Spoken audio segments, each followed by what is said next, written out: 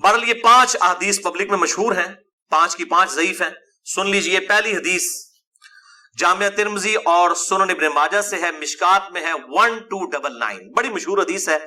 अम्मा आयशा रदियल्लाहु ताला अन्हा कहती हैं, आप सल्लल्लाहु अलैहि वसल्लम को मैंने एक रात बिस्तर पे नहीं पाया, तो मैं आपको ढूंढते हुए निकली, तो आप सल्लल्लाहु अलैहि वसल्लम बकीए गरकत तशरीफ ले गए थे, बकी कब्रिस्तान में, और आप सल्लल्लाहु अलैहि वसल्लम ने वहां पर यानी दुआ फरमाई। और अम्मा आयशा कहती हैं कि मैं आप सल्लल्लाहु अलैहि वसल्लम से पहले ही वापस आ गई, तो आप सल्लल्लाहु अलैहि वसल्लम ने मुझसे मुखातिब होकर फरमाया कि क्या तुमने ये गुमान किया था कि अल्लाह और उसका रसूल तुमसे खयानत करेंगे? यानी सांस फूला हुआ था तो आपको पता चल गया कि ये मेरे पीछे आई थी, यानी मुराद ये कि तुम ये समझी कि मैं किसी और ज़ौजा के पास चली गई। और वही अम्मा आयशा ने कहा कि हाँ मैं यही समझी थी। तो आपने फरमाया ये बेशक निस शाबान की रात है, यानी 15वीं रात है शाबान की, 14 और 15 की दरमियानी रात। इस रात अल्लाह ताला आसमान दुनिया पर नुज़ूल फरमाता है जैसा कि उसकी शान के लायक है, और बनी कल्ब की बकरियों के बालों से भी ज्यादा लोगों की मगफिरत कर देता है। लेकिन यह रवायत है ज़ईफ।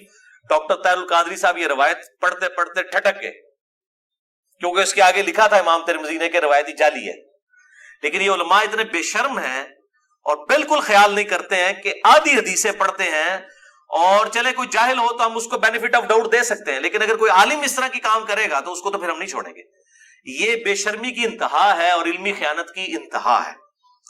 ठटक गए। आगे के अल्फाज इमाम तिर्मिज़ी कहते हैं कि ये रवायत मुनक़ते है, सबसे शदीद जरा है कि रावियों की मुलाकात ही नहीं है आपस में।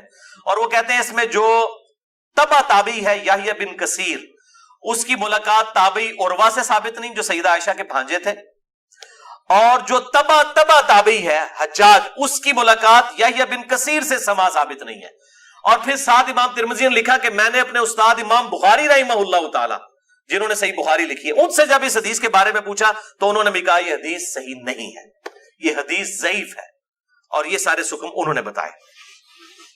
अलबत्ता एक हदीस है सही मुस्लिम में 2256, जिसमें रात का तो जिक्र नहीं कि ये कौन सी थी, बहरहाल ये अल्फाज मौजूद है सही मुस्लिम 2256 कि आप सल्लल्लाहु अलैहि वसल्लम एक दफा रात को उठ के कब्रिस्तान बकी गरकत चले गए, 3 दफा यूं हाथ उठाकर आपने दुआ की, बड़ी लंबी दुआ की। अम्मा आयशा भी पीछे पहुंची, और फिर बाद में पहले ही वो आगे अपने बिस्तरे पे सांस फूला हुआ था, आपने फरमाया कि तू मेरे पीछे आई थी, तूने क्या समझा अल्लाह और उसका रसूल खयानत करेंगे? सेम वही अल्फाज है। फिर आपने फरमाया कि जब तुम सोई हुई थी, लेटी हुई थी, मैंने गुमान किया कि तुम सो गई हो, मेरे पास जिब्रील आए थे, उन्होंने मुझे अल्लाह का पैगाम दिया कि जाकर बकीए गरकत में जो दफन है मुसलमान, उनके लिए दुआए मगफिरत करें। तो मैं उनकी दुआए मगफिरत के लिए बकीए गरकत कब्रिस्तान में है, और 3 दफा हाथ उठा के दुआ की। इससे यह भी बात पता चली कि बाज जो सलफी उलमा का यह मौकिफ है कि कब्र के सामने हाथ उठा के दुआ नहीं कर सकते, वो बिल्कुल बातिल है। कब्र के सामने हाथ उठा के दुआ कर सकते हैं, और उसमें यह नहीं है कि वो कब्र वाले से मांग रहे हैं, वो आप अल्लाह ही से मांग रहे हैं। नबी सल्लल्लाहु अलैहि वसल्लम ने बकीए गरकत कब्रिस्तान में 3 दफा हाथ उठा के दुआ की, सही मुस्लिम 2256। बल्कि अल मुस्तदरक लिल हाकिम में मौजूद है कि तुम्हारा रब हया फरमाता है उस शख्स से जो हाथ उठा के दुआ करे कि उसे महरूम लुटाए। हाथ उठा के दुआ करना ये अफजल अमल है, और आप हर दुआ के लिए, इवन नमाज के बाद भी आप इज्तिमाई दुआ की बात नहीं कर रहा, अलग से जो आप दुआ हाथ उठा के करें तो ज्यादा बेहतर है। ना भी उठाएं तब भी ठीक है। हम टॉयलेट में जाते हो तो हाथ उठा के दुआ करने तो नहीं जाते, करके जाते, या बिस्मिल्लाह जो हम पढ़ते हैं खाने से पहले हाथ उठा के तो नहीं। दोनों तरीके से बेहतर है कि आप हाथ उठा के करें, उससे बगैर भी बिल्कुल साबित है। देख ले, मैं साथ कितने छोटे छोटे मसाइल बता देता हूं। और यही जो मुस्लिम की हदीस है 2256, इसी में वो दुआ है, अस्सलामु अलैकुम अहलद दियार मिनल मुमिनीन वल मुस्लिमीन व इन्ना इंशाअल्लाहु बिकुम ललाहिकून नसअलुल्लाह लना व लकुमुल आफिया। जो कब्रिस्तान जाने की दुआ है कि ए इस कब्रिस्तान के रहने वाले मुसलमान मर्दो औरत, मोमिनीन मर्दो औरत, हम तुम पर सलामती भेजते हैं, और हम तुमसे अल्लाह के हुजूर जो है वो आफियत का सवाल करते हैं। बेशक हम भी मर के तुम्हारे पास आने वाले हैं, अपने लिए भी और तुम्हारे लिए भी अल्लाह के हुजूर हम आफियत का सवाल करते हैं। दूसरी हदीस शोबुल ईमान, इमाम बैहकी की किताब में है 1305, मिशकात के अंदर इसका नंबर है, और ये वैसे प्राइमरी किताब है इमाम बैहकी की शोबुल ईमान। अम्मा आयशा कहती हैं कि 15 शाबान की रात थी, उसके बारे में आप सल्लल्लाहु अलैहि वसल्लम ने फरमाया کہ 15ویں رات کو اس سال پیدا ہونے والے اور اس سال فوت ہونے والوں کے نام لکھ دیے جاتے ہیں، اسی رات اعمال اوپر چڑھتے ہیں اور لوگوں کا رزق بھی لکھ دیا جاتا ہے۔ یہ سارے فضائل قرآن کے اندر سورہ القدر سورت نمبر 97 میں تقدیر کے فیصلے کی رات اور سورہ الدخان کے اندر شب قدر کے بارے میں آئے ہیں۔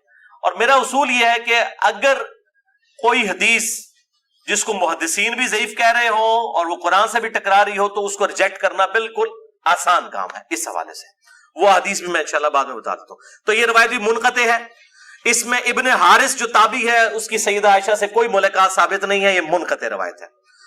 اور دوسرے طریق میں ابن کثیر العبدی ضعیف راوی ہے۔ البتہ جو شعبان میں اعمال اللہ کے حضور چڑھائے جاتے ہیں وہ حدیث ٹھیک ہے، سنن نسائی 2359 جو اعمال آلریڈی ڈسکس کر چکے ہیں۔ تیسری حدیث سنن ابن ماجہ سے ہے 1306 مشکات کے اندر اس کا نمبر ہے، اور اس حدیث کو وہ ضعیف جمع ضعیف برابر ہے حسن کا فارمولہ لگا کے شیخ البانی نے صحیح کہا ہوا ہے۔ اور اس میں مجھے ایک لطیفہ بھی ضمناً یاد آ گیا، آج سے کئی سال پہلے اسلام آباد میں ایک اہل حدیث عالم جو ہے وہ بریلویوں پہ گرج رہے تھے، یہ بدعت ہے اس رات میں عبادت کرنا، کوئی ثابت نہیں، کوئی حدیث نہیں۔ تو میں نے ان کو ایک چٹ لکھ کے بھیجی کہ آپ کے جو روحانی ابا جان ہیں محدث اعظم سعودیہ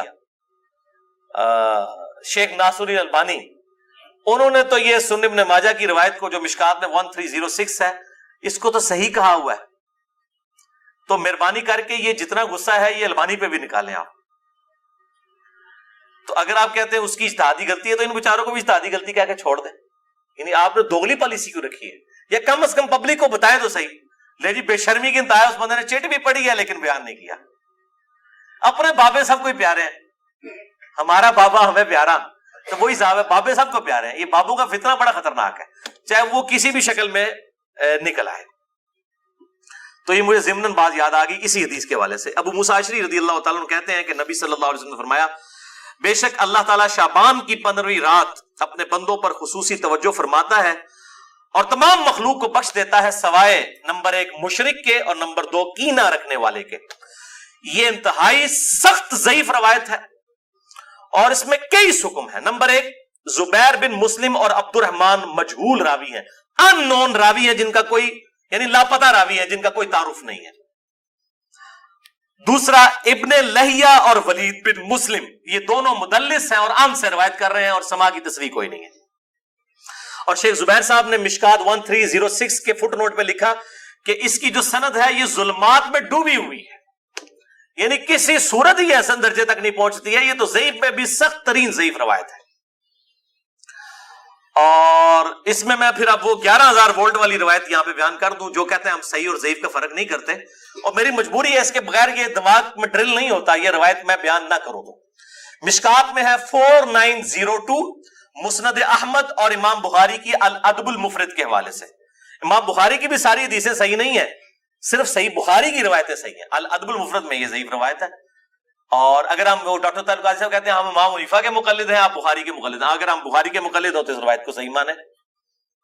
مشکات میں 4902 ہے کہ جو شخص اپنے جہلی نسب پر فخر کرے تو اس کو پھر تم کہو کہ تم اپنے جہلی نسب پہ فخر کرتے ہو، اسے کہو کہ اپنے باپ کی شرمگاہ کاٹ کے اپنے منہ میں رکھ لے، نعوذ باللہ من ذالک۔ اور یہ بات اس سے کنایے سے نہ کرو، ڈائریکٹ کرو۔ اتنی بےہودہ بات آپ صلی اللہ علیہ وسلم کبھی کہہ سکتے ہیں؟ وَإِنَّكَ لَعَلَىٰ خُلُقٍ عَظِيمٍ، اخلاق کے بلند ترین درجے پہ فائز۔ اور بخاری اور مسلم کی حدیث کہ آپ صلی اللہ علیہ وآلہ وسلم میں کنواری لڑکیوں سے زیادہ شرم و حیا تھی، وہ اس قسم کی بات کر سکتے تھے؟ اس میں بھی یہی حکم ہے، اس میں حسن بصری مدلس ہے اور ان سے روایت کر رہے ہیں، اور صحیح مسلم کے مقدمے میں موجود ہے کہ مدلس کی ان والی روایت سما کی تصریح کے بغیر ضعیف ہوگی۔ مسئلہ نمبر 36 میرا سن لیں، ضعیف الاسناد اور من گھڑت احادیث کے فتنے کا تحقیقی جائزہ، جسے شوق ہو تو یہ میں نے الزامی جواب پھکی کے طور پہ یہ اینٹی وینم دیا تھا، یہ والی روایت۔ چوتھی حدیث مسند احمد سے ہے، مشکات میں ہے 1307 عبداللہ ابن عمر بن عاص، سیم الفاظ ہیں وہی کہ 15ویں رات کو سب کی مغفرت ہو جاتی ہے، لیکن اس میں الفاظ ہیں سوائے خودکشی کرنے والے کے اور کینہ رکھنے والے کے۔ لیکن اس میں ابن لہیہ جو ہے وہ مدلس، اس میں تو نہیں ہے، ویسے وہ مدلس راوی ہیں، لیکن اس میں ان کی روایت اختلاط کے بعد کی ہے، یعنی جب ان کا حافظہ بگڑ گیا تھا۔ یہ امام حاکم نے المستدرک الحاکم میں کئی روایتوں کو بخاری مسلم کی شرط پہ صحیح کہا ہے، اور بات بھی صحیح ہے کہ بخاری اور مسلم کے راویوں سے وہ حدیثیں ہیں، لیکن ان میں کئی راوی ایسے ہیں، کئی صحابہ بھی ایسے ہیں کہ وفات سے پہلے وہ اپنی حدیثوں کو مکس کر جاتے تھے، حافظہ کمزور پڑ گیا۔ تو اگر راوی ثقہ ہو، بعد میں اس کا حافظہ بگڑ جائے، تو اس کے حافظہ بگڑنے سے پہلی والی روایتیں جو ہوں گی وہ صحیح ہوں گی، بعد والی ضعیف ہوں گی۔ یہ بعد والی ہے کیوں؟ جو راوی ان سے یہ روایت بیان کر رہا ہے اس کی ملاقات ان کا حافظہ بگڑنے کے بعد ہوئی ہے، وہ پہلے کا راوی نہیں ہے۔ اسی وجہ سے امام حاکم کی کئی روایتیں جن کو وہ بخاری اور مسلم کی شرط پہ صحیح کہتے ہیں وہ ضعیف ہو جاتی ہیں۔ یہ میں آپ کو ٹیکنیکل پوائنٹ بتا رہا ہوں۔ وہ حضرت آدم کی توبہ قبول ہونے والا جو واقعہ ہے نبی صلی اللہ علیہ وآلہ وسلم کے وسیلے سے، مسئلہ نمبر 43 میں بھی میں نے بتایا ہے، وہ روایت جو ہے وہ امام حاکم نے تو بخاری مسلم کی شرط پہ صحیح کہا ہے، لیکن وہ روایت تو ضعیف ہے اور سخت ضعیف روایت ہے۔ تو یہ چیزیں خیال رکھی جائیں۔ اور یہاں پہ میں ایک ضمناً اور بات بھی عرض کر دوں کہ یہ اہل تشیع کے ہاں بھی شعبانیہ منایا جاتا ہے 15 شعبان کی رات کو۔ وہ شب برات نہیں منا رہے ہوتے ہیں، وہ امام محمد بن حسن عسکری کا یوم ولادت مناتے ہیں۔ ان کے ہاں بھی یہ کانسیپٹ نہیں ہے شب برات والا، لیکن وہ ہمارے بریلوی بھائی خوش ہو رہے ہوتے ہیں کہ انہوں نے بھی لائٹنگ کی ہوئی ہے، ہم نے بھی کی ہے، تے سنی شیعہ دا اجماع بنا لیندے نے۔ دیکھو اجماع کوئی نہیں ہے، وہ اپنے چکر چ ہوندے، تسی اپنے چکر چ ہوندے ہو، ٹھیک ہے؟ تے اسی اپنے چکر چ اسی اپنی آخرت دی فکر چ۔ تو وہ امام محمد بن حسن عسکری کا یوم ولادت۔ 5ویں حدیث سنن ابن ماجہ سے ہے، مشکات میں 1308، مولا علی رضی اللہ تعالیٰ عنہ علیہ السلام سے ہے کہ جب شعبان کی 15ویں رات ہو تو آپ صلی اللہ علیہ وسلم نے فرمایا دن کا قیام کرو، رات کا قیام کرو، دن کا روزہ رکھو۔ اب دن کا روزہ الگ سے صحیح مسلم وہ 27 جو 45 نمبر حدیث تھی اس سے ثابت ہے، اس کی وجہ سے میں نہیں، وہ الگ سے، کیونکہ غروب آفتاب سے طلوع فجر تک آسمان دنیا پر اللہ تعالی نزول فرماتا ہے اور کہتا ہے کوئی مغفرت کا طالب کہ میں اسے بخش دوں، ہے کوئی رزق مانگنے والا کہ میں اسے عطا کروں، ہے کوئی عافیت چاہنے والا کہ اسے عافیت دوں، اور یہ سلسلہ طلوع فجر تک حتی مطلع الفجر، وہ جو سورہ قدر میں شب قدر کے بارے میں آتا ہے، یہ وہی الفاظ ہیں۔ یہ روزانہ ہوتا ہے، تہائی رات آخری جب رہ جاتی ہے، بخاری مسلم کے حوالے سے میں حدیث بیان کر چکا ہوں۔ تو 15 شعبان کا روزہ جو ہے وہ معاملہ بالکل الگ ہے۔ اس حوالے سے اور کئی روایتیں ہیں، شیخ زبیر علی زئی رحمہ اللہ تعالیٰ نے ایک پورا مضمون لکھا تھا جو مقالات کی پہلی جلد کے اندر وہ مضمون موجود ہے، جسے شوق ہے تو وہ پڑھ سکتا ہے، 14-15 صفحوں کا مضمون ہے جس میں انہوں نے یہ ساری بحثیں اس کی ضعیف روایتوں کے حوالے سے کی ہیں، اور انہوں نے ہی ایک صحیح قول بھی ایک تابعی کا لکھا، لیکن چونکہ تابعی کا قول مقطوع ہوتا ہے اور تابعی اگر کوئی غیب کی بات کرے گا تو وہ ضروری نہیں کسی صحابی سے سنی ہو، وہ کسی دوسرے تابعی سے بھی سن سکتا ہے۔ صحابی کی غیبی خبر جو ہے نا بیان کی ہوئی وہ امپلائڈ ہے کہ نبی صلی اللہ علیہ وآلہ وسلم سے سنی ہے۔